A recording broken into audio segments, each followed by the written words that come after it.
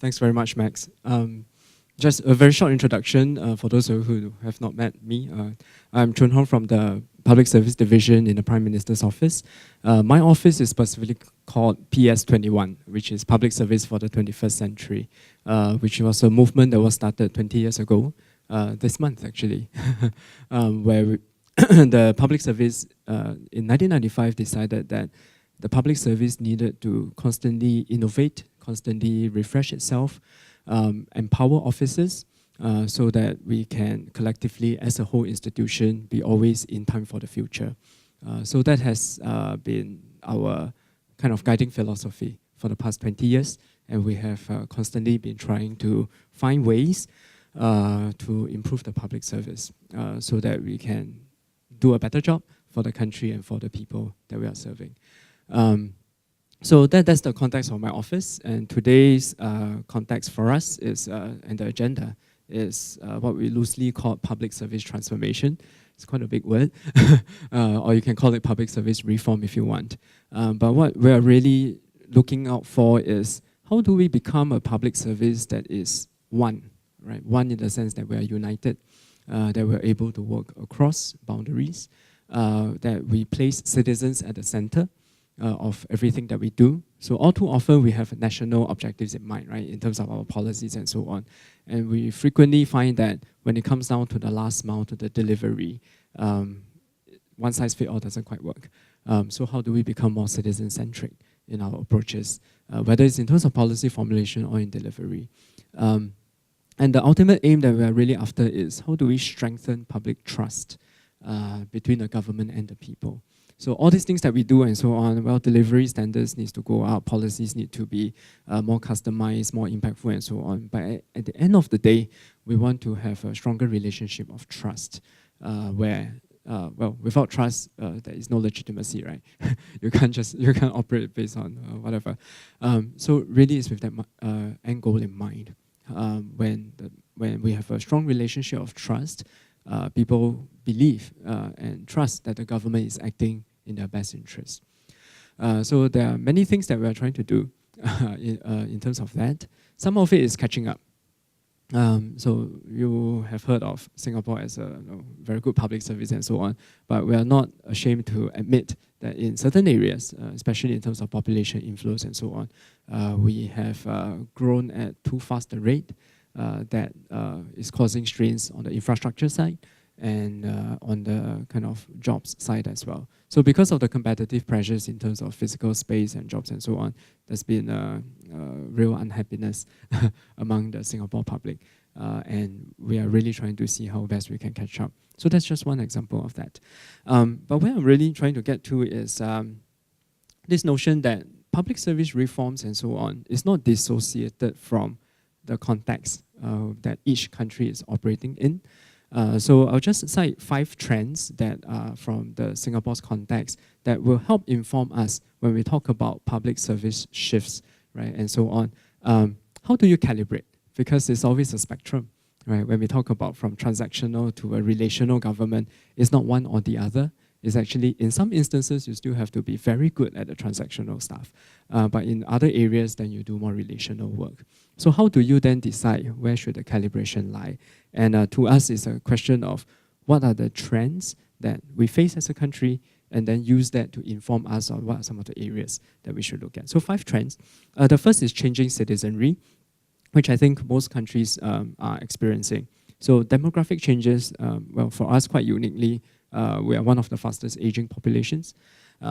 So a large group of people are entering what we call the elderly generation as well as the older old, which are those aged 85 and above. What kind of requirements do they have on public service? And that is why we are moving in a very big way in terms of healthcare. Education, so as educational levels rise, the needs and the kind of expectations of the more educated on the public service and on the government naturally becomes quite different. More of them want to participate. They want to have a say in what are some of the policies that have impact on them. So we have had a good run, many years of government just formulating policies, we communicate out. Generally it's okay, people accept it, but now it's different. right? Because people's aspirations and so on are different. They want to have a say in terms of how policies are being formulated. And because of the increasing education and so on, I think societal values are also starting to change. So different groups of people hold different concepts, hold different notions of what are the values that are important to them as individuals, and what are some of the values that they share as a collective in society. When values start to impinge on one another, right? So in Singapore, we have had race and religion is generally okay, but more of the diversity angle in terms of minority groups, right? For example, LGBT communities versus the traditional groups and so on. Where value starts to change, what is the role of the public service and the government in terms of managing the discourse and the responses in public policy? Those are very important considerations for us. And yet, with a changing citizenry, your policies have to be more and more complex, right? Because you're trying to meet more objectives. How do you communicate policies clearly when they're increasingly so complex? How do you communicate a 5x5 matrix of different eligibility criteria in a way that citizens can easily understand what it means for them? So those are some of the challenges from changing citizenry. Well, secondly, is a more complex operating environment where issues are now taking on multiple dimensions. It's no longer just about healthcare, for example. Sometimes it's healthcare intertwined with social assistance and employment. So what is the role of the public service in terms of operating in this more complex environment? Quite intuitively, we say we need to work together as one public service, but it's easier said than done when your mandate has to cross, well, when what you're trying to do has to cross in different agency lines and so on. And it's not just within the public service.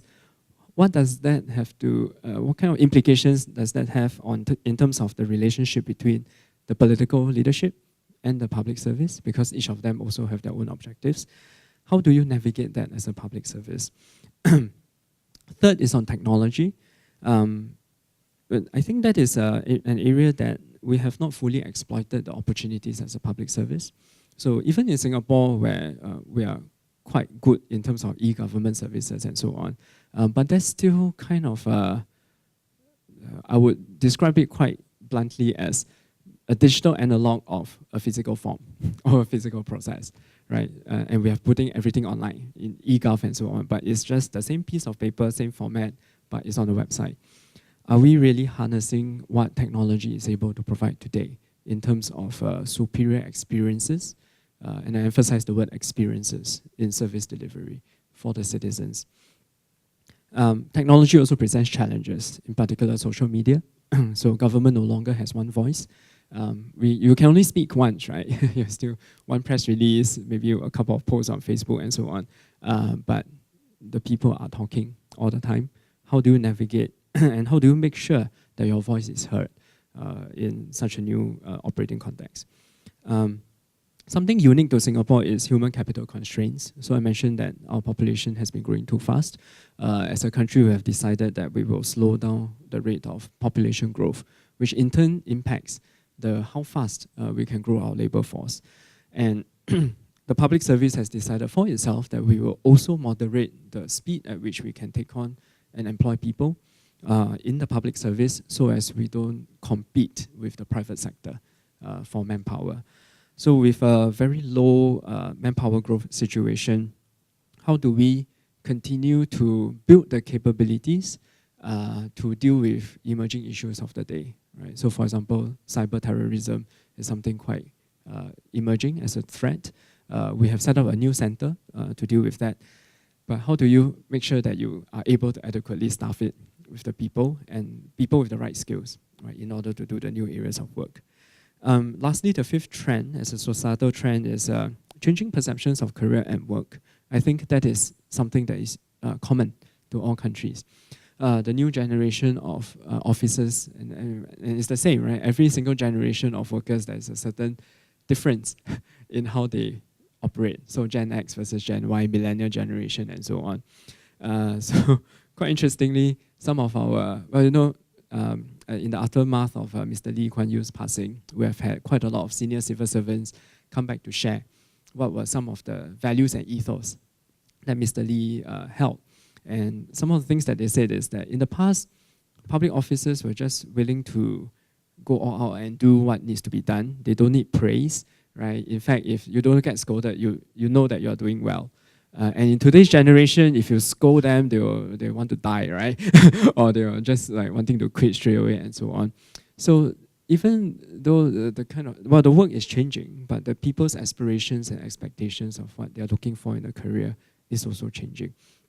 So how does that have an impact on when we talk about shifts and so on, the new roles and functions of government? In what ways does it actually help those shifts? Right? I noticed in the document that some things about entrepreneurial spirit, and that is something that the young generation has compared to the older ones who are brought up in a different era.